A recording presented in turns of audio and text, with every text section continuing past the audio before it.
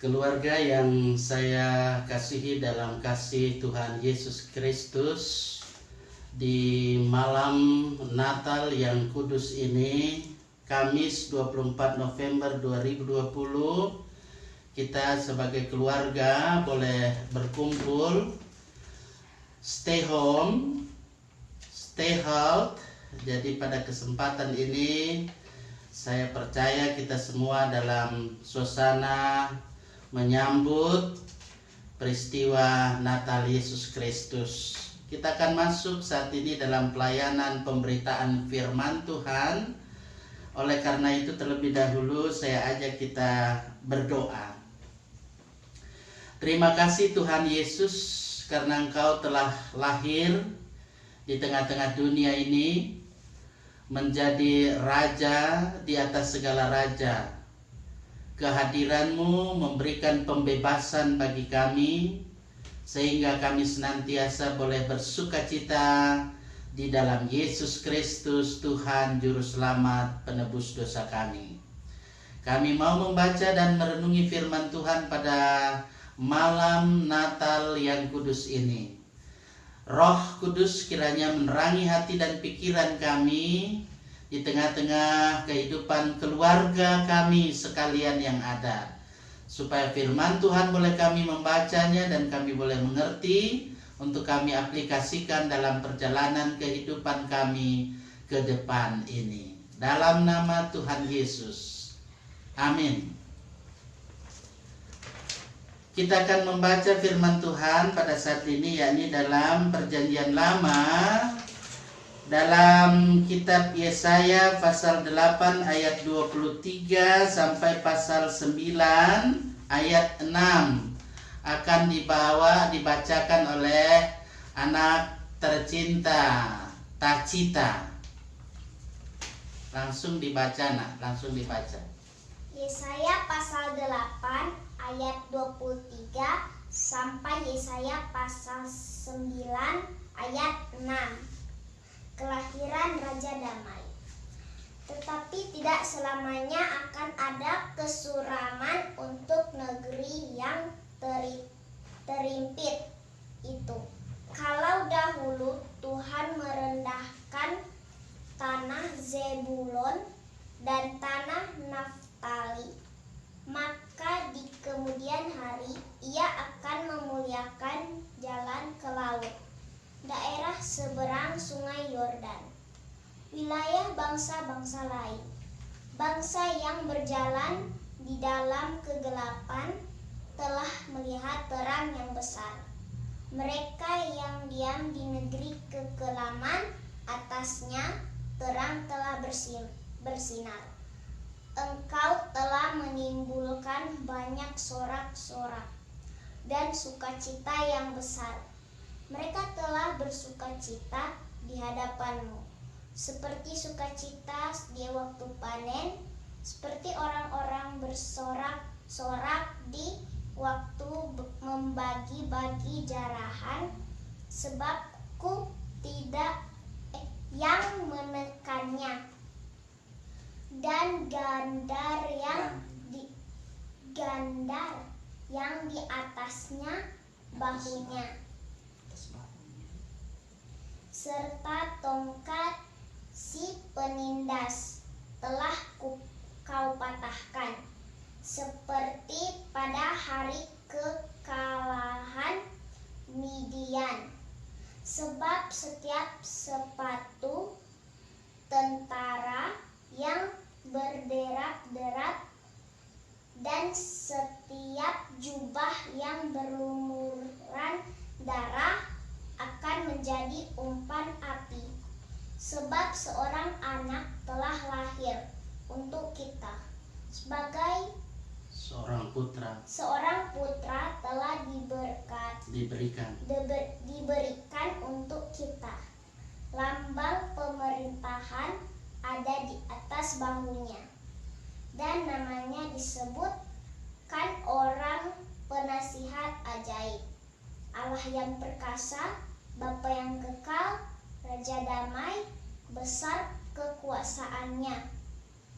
dan damai sejahtera tidak akan berkesudahan di atas tahta Daud dan di dalam kerajaannya, karena ia mendasarkan dan mengokohkan dengan keadilan dan kebenaran dari sekarang sampai selama-lamanya. Kecemburuan Tuhan semesta alam akan melakukan hal ini. Terima kasih. Demikian firman Tuhan dalam Perjanjian Lama. Kita akan perhatikan dalam pembacaan dari Perjanjian Baru, Injil Lukas pasal 2 ayat 1 sampai 20 dibaca oleh anak Thalia. Lukas 2 ayat 1 sampai 20. Kelahiran Yesus. Pada waktu itu Kaisar Agustus mengeluarkan suatu perintah, menyuruh mendaftarkan semua orang di seluruh dunia. Inilah pendaftaran yang pertama kali diadakan sewaktu Kirenius menjadi wali negeri di Syria. Maka pergilah semua orang mendaftarkan diri masing-masing di kotanya sendiri. Demikian juga Yusuf pergi dari kota Nazaret di Galilea ke Yudea, ke kota Daud yang bernama Betlehem, karena ia berasal dari keluarga dan keturunan Daud, supaya didaftarkan bersama-sama dengan Maria, tunangannya, yang sedang mengandung. Ketika mereka di situ, tibalah waktunya bagi Maria untuk bersalin, dan ia melahirkan seorang anak laki-laki, anaknya yang sulung, lalu dibungkusnya dengan lampin dan dibaringkannya di dalam palungan, karena tidak ada tempat bagi mereka di rumah penginapan. Gembala-gembala. Di daerah itu ada gembala-gembala yang tinggal di padang, menjaga kawanan ternak mereka pada waktu malam.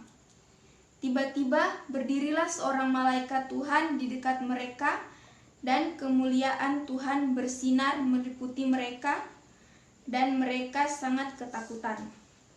Lalu kata malaikat itu kepada mereka, "Jangan takut, sebab sesungguhnya aku memberitahukan kepadamu kesukaan besar untuk seluruh bangsa. Hari ini telah lahir bagimu juru selamat, yaitu Kristus Tuhan di kota Daud. Dan inilah tandanya bagimu. Kamu akan menjumpai seorang bayi dibungkus dengan lampin dan terbaring di dalam palungan." Dan tiba-tiba tampaklah bersama-sama dengan malaikat itu sejumlah besar bala tentara sorga yang memuji Allah. Katanya, "Kemuliaan bagi Allah di tempat yang maha tinggi, dan damai sejahtera di bumi di antara manusia yang berkenan kepadanya." Setelah malaikat-malaikat itu meninggalkan mereka dan kembali ke sorga, gembala-gembala itu berkata seorang kepada yang lain, "Marilah kita pergi ke Betlehem untuk melihat apa yang terjadi di sana, seperti yang diberitahukan Tuhan kepada kita." Lalu mereka cepat-cepat berangkat dan menjumpai Maria dan Yusuf dan bayi itu, yang sedang berbaring di dalam palungan. Dan ketika mereka melihatnya, mereka memberitahukan apa yang telah dikatakan kepada mereka tentang anak itu. Dan semua orang yang mendengarkannya heran tentang apa yang dikatakan gembala-gembala itu kepada mereka. Tetapi Maria menyimpan segala perkara itu di dalam hatinya dan merenungkannya. Maka kembalilah gembala-gembala itu sambil memuji dan memuliakan Allah, karena segala sesuatu yang mereka dengar dan mereka lihat, semuanya sesuai dengan apa yang telah dikatakan kepada mereka. Terima kasih, kita bersama telah memusatkan perhatian kita dalam dua bagian perikop firman Tuhan pada malam hari ini. Pada malam hari ini, tak lupa saya menyampaikan kepada kita di malam Natal ini, selamat kita menyambut Natal Yesus Kristus. Karena besok 25 Desember 2020 kita bersama-sama pasti akan beribadah bersama di gedung gereja dalam kebersamaan kita. Dan pada malam hari ini melalui pemberitaan firman Tuhan, saya mau menyampaikan bahwa pada malam Natal, Kamis 24 Desember 2020 ini, temanya diangkat secara nasional dari Persekutuan Gereja-Gereja di Indonesia dan Konferensi Wali Gereja di Indonesia dalam terang tema, dan mereka akan menamakan dia Immanuel. Itu tentunya diambil dari Matius pasal 1 ayat 23. Dalam subtema yang ada di jemaat, yang ada pasti akan mengangkat tema yang pasti berbeda sesuai dengan konteks. Tapi saat ini saya juga berbicara sesuai dengan konteks yang ada di jemaat. Marilah kita tingkatkan persekutuan dan kebersamaan dalam kondisi pandemi COVID-19. Tetap beriman, berhikmat, dan bertekun dalam doa. Keluarga yang saya kasihi di dalam kasih Tuhan Yesus Kristus, peristiwa kelahiran Yesus Kristus yang terjadi tentu sudah terjadi 2000 tahun lebih yang silam, dan pada saat ini kita bersama-sama mengingat rayakannya. Dari dua bagian perikop yang tadi dibaca, yang pertama kalau kita perhatikan dalam kitab Yesaya pasal 8 tadi, kita melihat di ayat 23 sampai pasal 9 ayat 6. Di situ kita menjumpai bahwa sesungguhnya Tuhan mau mengangkat kehidupan umatnya dari penderitaan yang dialami ketika mereka berada di pembuangan. Dan kita melihat di sini pada bagian pertama dari kehidupan Israel ketika mereka bertekuk lutut akan melihat bagaimana kemuliaan Tuhan itu. Dalam satu nubuat yang mencolok yang sering tentu kurang diperhatikan. Mari kita melihat di sini dengan perbandingannya, misalnya Yohanes pasal 1 ayat 26 dan juga Injil Yohanes pasal 7 di ayatnya yang ke-52 dan seterusnya. Ketentraman yang ada dan juga kegembiraan itu meningkat ketika kita melihat itu dalam Yesaya pasal 8 di ayat 23 sampai pasal 9 ayat 4. Dan sementara itu dikatakan bahwa ketika ada perlengkapan perang itu semua disingkirkan atau dihapuskan dalam rangka bagaimana mempersiapkan setiap orang yang hidup beriman kepadanya supaya bisa bertemu dengan siapa? Itulah penyelamat yang ada. Dikatakan di ayat 5 seorang anak, yaitu dikatakan seorang anak kemudian yang telah diberitahukan terlebih dahulu selaku Immanuel. Ya, kita lihat juga itu di pasal 7 ayat 14 dalam kitab Yesaya. Kemudian kalau kita perhatikan juga dalam ayat 2 terjemahan lama itu mengikuti teks Masora. Teks Masora itu naskah Ibrani yang resmi yang mengatakan engkau sudah memperbanyak bangsa ini tetapi tiada engkau membesarkan kesukaannya. Jadi saudara-saudara yang saya kasih dalam kasih Tuhan Yesus Kristus, kita perhatikan di sini dalam kelanjutan dari ayat 5 sampai ayat 6 itu, sementara kalau kita lihat juga di pasal 7 ayat 14 itu sentral atau pusat perhatian ada pada kelahiran Sang Mesias. Kemudian pada ayat lain dalam Alkitab itu mengukuhkan bahwa gelar yang pertama itu mencakup keilahian. Ya, keilahian misalnya yang ajaib biasanya itu terjadi dalam kehidupan ini bisa berarti yang supra alami. Kita bandingkan itu dengan Hakim-Hakim pasal 13 ayat 18, dan ini adalah Yahweh yang ajaib dalam keputusan ketika kita membacanya itu dalam Yesaya 28 ayat 29.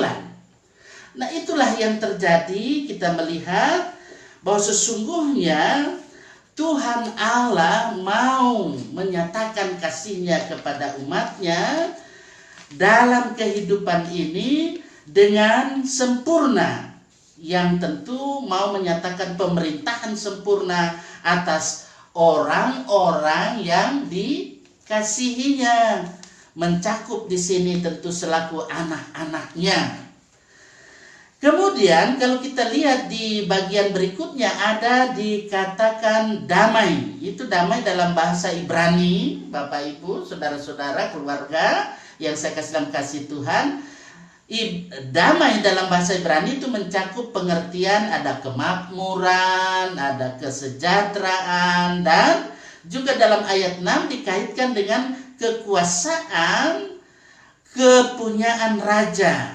Bahkan ditambahkan kepada pengukuhan pertama yang jelas bahwa raja itu adalah keturunan Daud. Jadi keturunan Daud yang dimaksud adalah bagaimana dalam silsilah kehidupan Yesus Kristus itu adalah dari keturunan Raja Daud itu sendiri.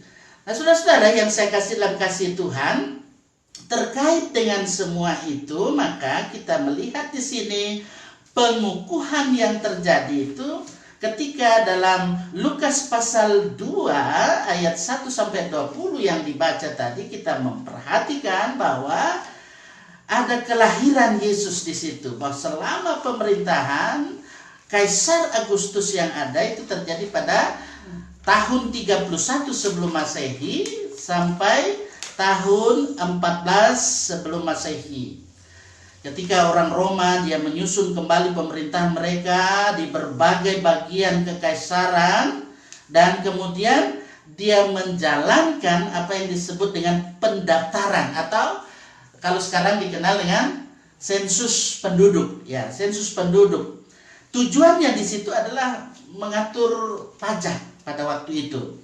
Pelaksanaan perintah yang ada pada waktu itu terjadi di Syria, yang tentu daripada Yudea itu merupakan satu bagian dari bagaimana dalam kehidupan ini membawa Yusuf dan juga Maria ke Bethlehem, yang tentu dalam kehidupan ini sudah lama lampau itu dinubuatkan sebagai tempat kelahiran Mesias. Ya, realita bahwa Maria itu mengadakan perjalanan yang dilakukan bersama dengan Yusuf, yang tentu menunjukkan bahwa mereka sekarang itu dalam situasi bagaimana kehidupan mereka sudah menikah, tapi penyebutannya sebagai tunangannya. Itu kalau kita lihat di dalam ayat 5 dari bacaan tadi. Jika ini tentu merupakan teks yang sungguh-sungguh memang pasti benar, beberapa naskah yang ada mengatakan istri itu memperlihatkan bahwa mereka belum melakukan persetubuhan. Jadi mereka belum melakukan persetubuhan dalam kehidupan mereka sebagai suami istri. Ini memperlihatkan bahwa mereka sungguh-sungguh luar biasa menjaga kesucian diri mereka. Nah, kelahiran anak itu diberitahukan yang pasti mulai dari golongan yang dianggap termarginalkan. Itu termarginalkan maksudnya golongan para gembala yang ada. Gembala-gembala yang ada itu golongan yang tidak diharapkan dan malahan dihiraukan, yakni para gembala yang ada. Mereka melihat ada penglihatan berupa malaikat memaklumkan makna kelahiran itu bagi mereka. Dikatakan bahwa seorang juru selamat telah datang. Nah, pesan yang ada di situ dikatakan kemuliaan bagi Allah di tempat yang maha tinggi dan damai sejahtera di bumi di antara manusia yang berkenan kepadanya, atau dengan istilah Gloria in excelsis Deo. Nah, oleh karena itu keluarga yang saya kasih dalam kasih Tuhan, tentu kita bersama-sama sebagai keluarga akan menyatakan Gloria in excelsis Deo. Kemuliaan bagi Allah di tempat yang maha tinggi dan damai sejahtera di bumi di antara manusia yang berkenan kepadanya. Jadi dalam kehidupan kita sebagai orang yang percaya, ketika tahun ini kita merayakan Natal bersama-sama sebagai umat yang percaya, khususnya yang ada di Indonesia ini secara nasional, tema yang diangkat, dan mereka akan menamakan dia Immanuel. Immanuel Elohim sama dengan Immanuel, artinya Allah menyertai kita, Allah beserta dengan kita. Walaupun di tengah-tengah situasi COVID yang ada saat ini, COVID-19 ini membawa dampaknya ambivalens. Dari ambivalensi dari dampak yang ada bisa positif, bisa negatif. Positifnya kalau kita lihat kan, luar biasa, ibu-ibu yang tadinya tidak tahu bikin kue, dia mau kursus bikin kue, kemudian tidak tahu memasak, begitu ahli, kini sudah ahli memasak, bahkan online mereka buat itu. Sehingga itu mendatangkan rezeki. Nah, itu berarti ada inovasi. Itu hikmah yang luar biasa. Tetapi ambivalensi yang kedua adalah negatifnya, dampak negatif, sehingga kita dalam kehidupan ini ya kita tidak bisa kemana-mana. Kita harus tetap stay home, stay work, jadi bekerja di rumah. Anak-anak juga sebagai pelajar, sebagai mahasiswa, ya tentu tidak bisa datang ke sekolah, tapi tetap mengikuti kegiatan belajar mengajar dalam bimbingan guru yang ada. Bahkan guru yang ada berkunjung ke rumah. Saya perhatikan kalau di desa guru-guru itu mengunjungi siswanya, mengunjungi anak didiknya. Tapi terkadang juga ada anak didiknya dikunjungi, kok pergi ya ke tempat cari kelapa jatuh dan seterusnya. Tapi itulah cari berkat, cari rezeki, dikatakan demikian. Itulah tugas guru, tugas yang mulia luar biasa. Itu dampak daripada COVID yang ada. Bahwa sesungguhnya dalam kehidupan ini kita melihat dampak positifnya yang ada, tapi juga dampak negatif yang ada. Orang yang tadinya tidak bisa menolong sesamanya, tetapi karena COVID-19 ini ada rasa solidaritas, ya, ada kesetia kawanan. Nah, karena itulah subtema yang kita lihat di sini bahwa sesungguhnya mengajak kita, ada ajakan buat kita. Marilah, nah, itu berarti ada ajakan, ada panggilan di dalamnya. Marilah kita tingkatkan persekutuan dan kebersamaan dalam kondisi pandemi COVID-19. Tetap beriman, berhikmat, dan bertekun dalam doa. Jadi kita senantiasa diberikan oleh Tuhan iman. Iman yang teguh, yang kokoh, yang kita senantiasa terus pertahankan. Bahwa Yesus Kristus hadir di tengah dunia ini. Dia dengan kelahirannya menghadirkan apa yang disebut dengan pembebasan. Luar biasa. Yesus lahir, dia membawa pembebasan dalam kehidupan ini sebagai umat yang percaya kepadanya. Yesus itu membawa pendamaian. Yesus itu Raja damai, Raja di atas segala raja. Yesus itu Immanuel Elohim. Kalau dalam bahasa Ibrani disebut Yosua atau Yehusua, Yesus itu Yesus yang membawa pembebasan bagi umat manusia, termasuk kita yang percaya kepadanya. Hendaklah kita tetap beriman, berhikmat, dan bertekun dalam doa, sehingga dalam doa kita senantiasa memohon kehadirat Tuhan, biar kiranya kita nanti tentu bisa melawan COVID-19 ini di dalam pertolongan dari Tuhan. Di dalam dan bersama Tuhan pasti ada solusi. Tuhan akan menolong kita, Tuhan akan memampukan kita, sehingga nanti ketika kita akan memasuki tahun berkat 1 Januari 2021, kita akan menyatakan puji Tuhan bahwa